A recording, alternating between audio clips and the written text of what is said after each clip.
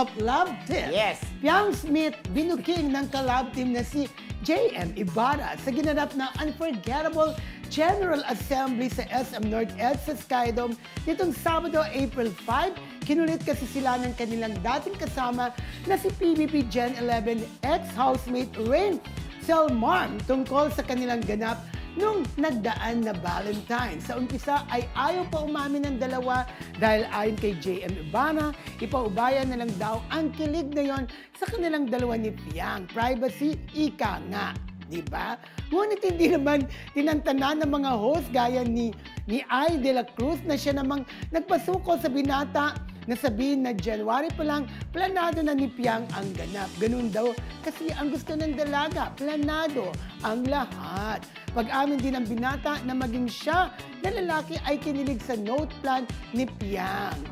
Very organized si Very Piang. ahead of time, no? Hindi kasi parang ayun, yung parang nung ang talaga daw note yata na parang yung meron na silang parang Schedule. iniisip yung magiging future nila.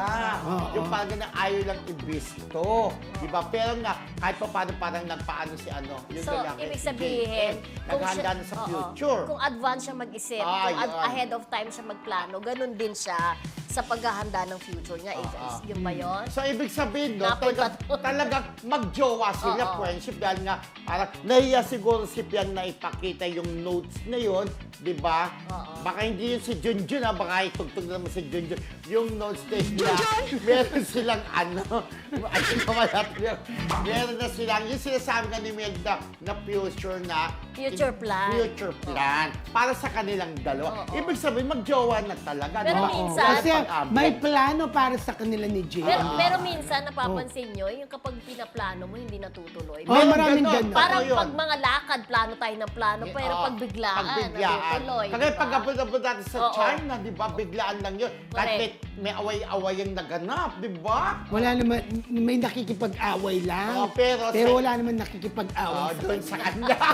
talagang pinunto mo, di ba? Okay, yes. Maganda yung biglaan talagang natuto. Kaya tayo gusto ko biglaan tayo mapunta kay Mami Beth. Para Pero ano, swimming. parang kung halimbawa pinaplano ni Piang, yung, paano kung hindi pala sila forever? Mahirap din diba? kasi magplano Oo, pag kaya nasaktan nga. ka eh. Pero siya siguro kaya pinaplan niya, iniisip niya, gusto ko na si James, ang aking maging future. Pero hindi pa naman Parang siguro ganon, umabot diba? sa gano'n. Like, 18 years old pa lang siya. Hindi, ibig sabihin kasi, hindi pa nga sila umaamin kasi nga, di ba, Oo. na magjowa sila. Pero 18, si Siguro- Sharon Cuneta nga, 18 nung ikinasal eh, di ba?